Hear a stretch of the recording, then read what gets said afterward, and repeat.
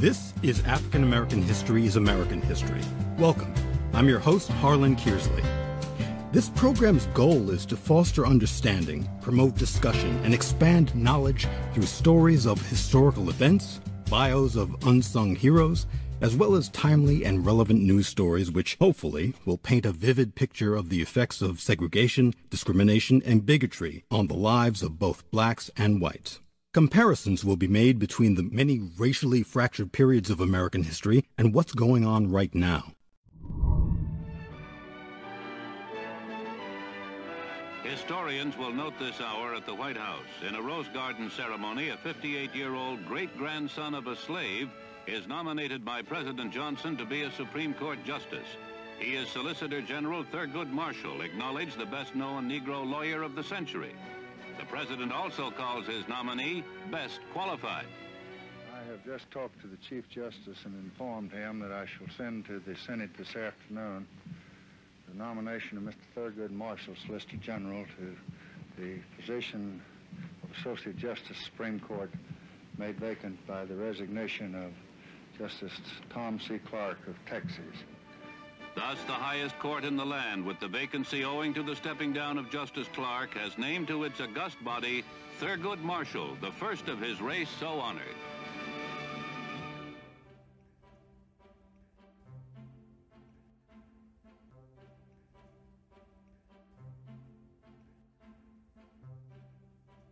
The Supreme Court's first African-American justice, Thurgood Marshall, was appointed by President Lyndon Baines Johnson in 1967, and he served until 1991.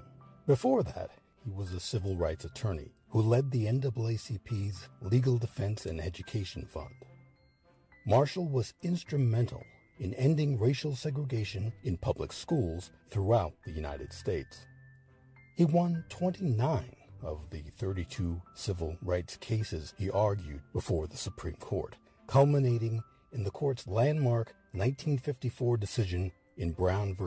Board of Education, which rejected the ideology of, quote, separate but equal, and found segregation in public education to be unconstitutional.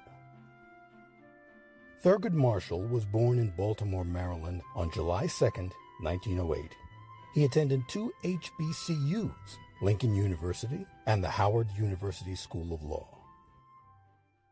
In contrast to his direct successor, Clarence Thomas, Marshall was a staunch liberal who frequently dissented as the court became increasingly conservative. In 2023, the Center for American Progress called Clarence Thomas, quote, the anti-Thurgood Marshall, end quote.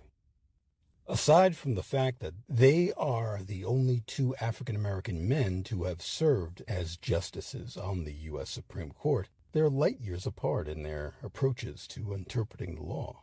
Justice Marshall served on the court for 24 years, with a strong record of protecting civil rights, whereas Justice Thomas has established a reputation as arguably the court's most conservative and, as we've seen in the news lately, the most corrupt justice. On June 25, 2013, Justice Thomas voted with the majority in Shelby County versus Holder to strike down the Voting Rights Act's system for determining which states must pre-clear any changes to voting by state and local governments due to a history of discrimination in voting. Basically, the ruling made it easier for state officials to make it harder for black and brown voters to vote.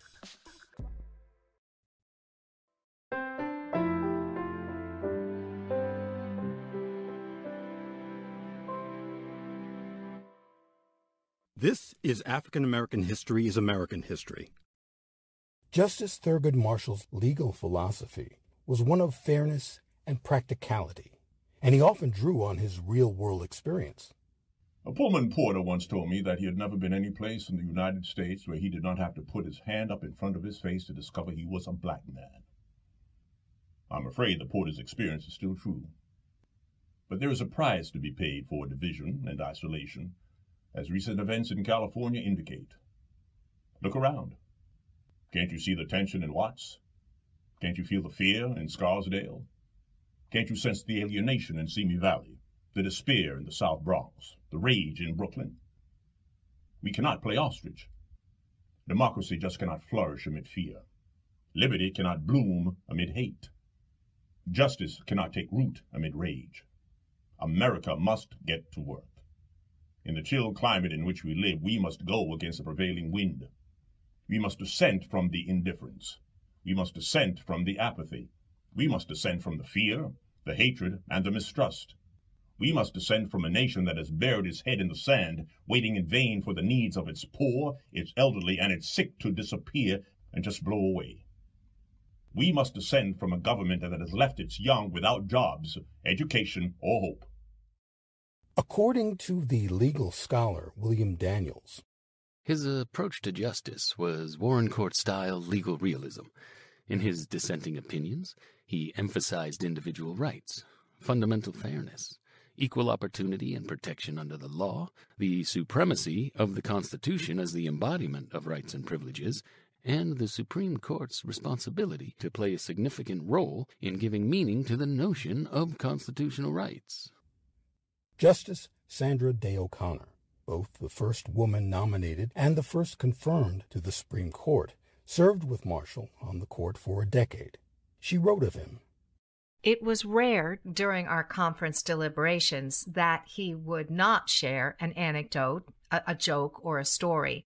Although I initially treated these stories as welcome diversions, I later realized that behind most of the anecdotes was a relevant legal point."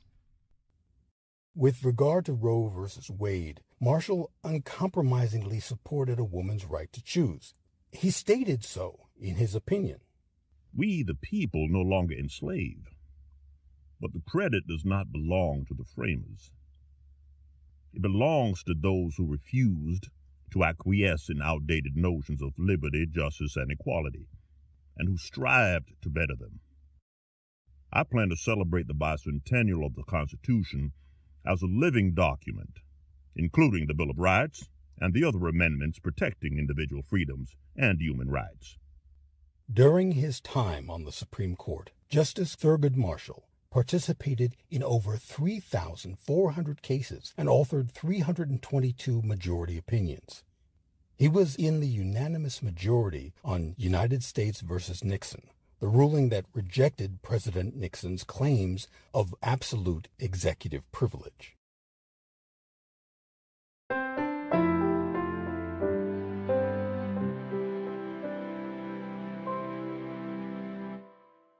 This is African American History is American History.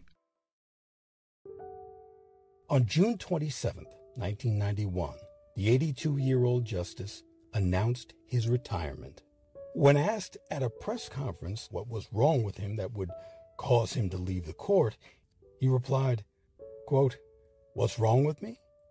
I'm old. I'm getting old and coming apart." End quote. His health continued to deteriorate, and on January 25, 1993, at the Bethesda Naval Medical Center, he died of heart failure. Justice Thurgood Marshall was 84 years old. In 1999, a survey of black political scientists listed Marshall as one of the 10 greatest African-American leaders in history. Thurgood Marshall has been described by many as, quote, "the greatest jurist of the 20th century," end quote.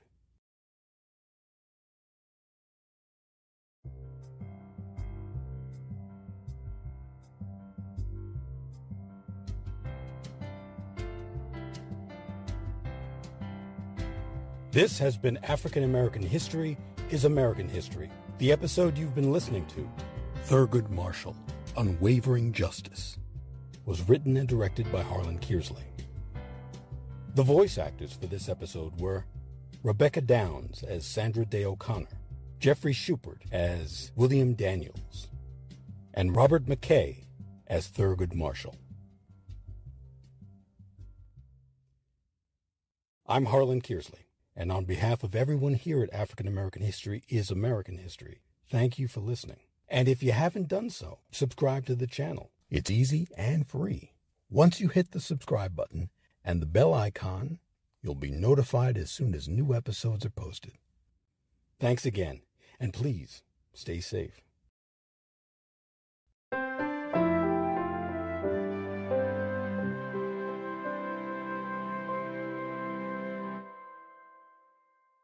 African American history is American history. Copyright H.C. Kearsley, 2023.